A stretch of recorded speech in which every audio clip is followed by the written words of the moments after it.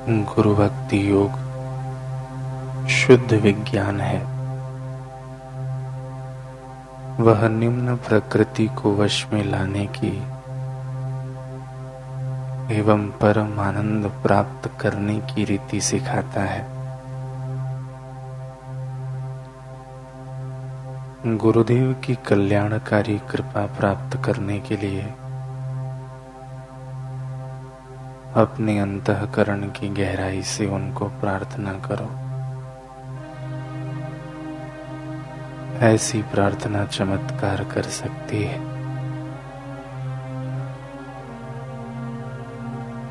जिस शिष्य को गुरु भक्ति योग का अभ्यास करना है, उसके लिए कुसंग एक महान शत्रु है। जो नैतिक पूर्णता गुरु की भक्ति आदि के बिना ही गुरु भक्ति योग का अभ्यास करता है, उसे गुरु कृपा नहीं मिल सकती। गुरु में अविचल श्रद्धा शिष्य को कैसी भी मुसीबत से पार होने में गूढ़ शक्ति देती है। गुरु में दृढ़ श्रद्धा साधक को अनंत ईश्वर के साथ एक रूप बनाती है।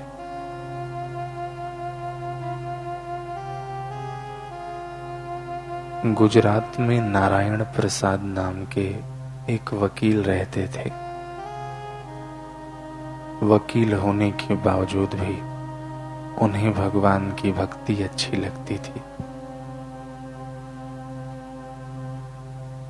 नदी में स्नान करके गायत्री मंत्र का जप करते, फिर कोर्ट कचहरी का काम करते। कोर्ट कचहरी में जाकर खड़े हो जाते तो कैसा भी केस हो, निर्दोष व्यक्ति को तो हंसते हंसते छुड़ा देते थे। उनकी बुद्धि ऐसी विलक्षण थी। एक बार एक आदमी को किसी ने झूठे आरोप में फंसा दिया था। निचली कोर्ट ने उसको मृत्यु दंड की सजा सुना दी। अब वह केस नारायण प्रसाद के पास आया। ये भाई तो नदी पर स्नान करने गए और स्नान कर वहीं गायत्री मंत्र का जप करने बैठ गए। जप करते करते ध्यानस्थ हो गए। ध्यान ऐसा लगा कि शाम के 5 बज गए।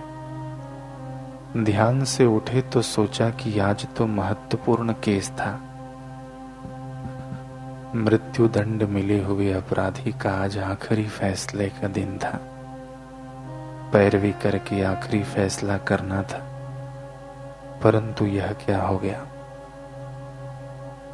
जल्दी जल्दी घर पहुंचे। देखा तो उनके मुवक्किल के परिवार वाले भी बधाई दे रहे हैं। दूसरे वकील भी बधाई देने आए हैं।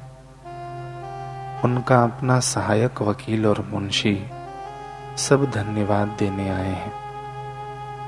बोलने लगे, नारायण प्रसाद जी, आपने तो गजब कर दिया। उस मृत्यु दंड वाले को आपने हंसते खेलते ऐसे छुड़ा लिया कि हम कल्पना भी नहीं कर सकते थे। हम आपको बधाई देते हैं। नारायण प्रसाद ने गंभीरता से उनका धन्यवाद स्वीकार लिया। उनको तो पता था कि मैं कोर्ट में गया ही नहीं। संध्या करके जो कुछ जलपान करना था किया। थोड़ा टहल कर फिर शयन खंड में गए। सोचते रहे कि भगवान ने मेरा रूप कैसे बना लिया होगा। इसके विषय में सूक्ष्म चिंतन किया। विचार करते करते नारायण प्रसाद को हुआ कि मुझे आज केस के लिए कोर्ट में जाना था। मुझे पता था और मुझे पता रहे, इसके पहले मेरे अंतर्यामी जानते थे। मन में जो भाव आते हैं उन सारे भावों को समझने वाले भावग्राही जनार्दन है। जहां से भाव उठता है वहां तो वे ठाकुर जी बैठे हैं। थोड़ा ध्यान करके जाऊंगा, यह मेरा संकल्प मेरे अंतर्यामी ने जान लिया। वह मेरा अंतरात्मा ही नारायण प्रसाद वकील बनके केस जिताकर मुझे यश देता है। यह प्रभु की क्या लीला है, यह सब क्या व्यवस्था है। यह विचार करते करते नारायण प्रसाद सो गए। थोड़ी नींद ली, इतने में उनके कानों में नारायण नारायण नारायण की आवाज सुनाई दी और वे अचानक उठकर बैठ गए। उन्हें लगा कि यह आवाज तो मेरे घर के प्रवेश द्वार से अंदर आ रही है। कौन होंगे? दरवाजा खोला तो देखा कि एक लंगोटधारी महापुरुष खड़े हैं। वे आदेश के स्वर में बोले, अरे नारायण, कब तक सोता रहेगा, खड़ा हो जा। वे उन महापुरुष के नजदीक आकर खड़े हो गए। वे घर से बाहर निकले। नारायण प्रसाद उनके पीछे पीछे चलने लगे। कुछ दूर जाने पर बोले, अरे जेब में क्या रखा है? लोहे का टुकड़ा जेब में रखा है क्या? देखा कि जेब में तिजोरी की चाबियां हैं। उन्होंने चाबियां वही रास्ते में फेंक दी। आगे बाबा और पीछे नारायण प्रसाद।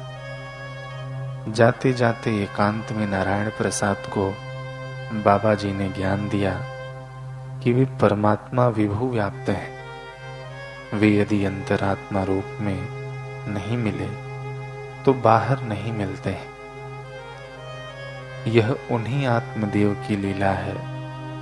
वे ही आत्मदेव तुम्हारा रूप बनाकर केस जीत कर आए हैं। उन परमेश्वर को पालो, बाकी सब व्यर्थ में झंझट है।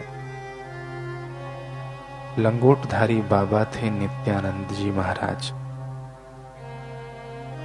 एक ब्रजेश्वरी के मुक्तानंद जी के गुरु नित्यानंद जी हो गए। ये दूसरे थे। इंदौर के करीब 70 किलोमीटर दूर धार में इनका आश्रम है। नित्यानंद जी बड़े बाप जी के नाम से प्रसिद्ध थे। नारायण प्रसाद मानते थे कि वास्तव में तत्व रूप से गुरु का आत्मा नित्य व्यापक विभु चैतन्य है और मैं भी वही हूं।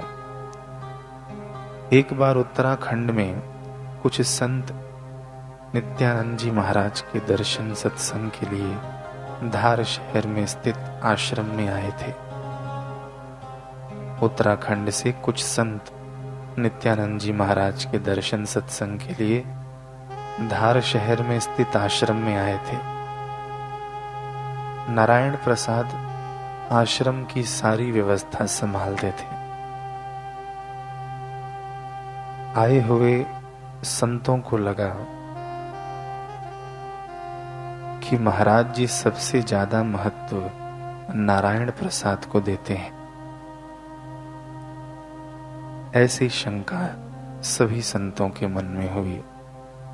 विदाई के समय बाबा नित्यानंद जी ने कहा कि चलो, संत लोग आज विदाई ले रहे हैं तो हम आपके साथ बैठकर फोटो निकलवाएंगे। आग्रह किया तो सभी संत राजी हो गए। फोटोग्राफर ने फोटो लिए।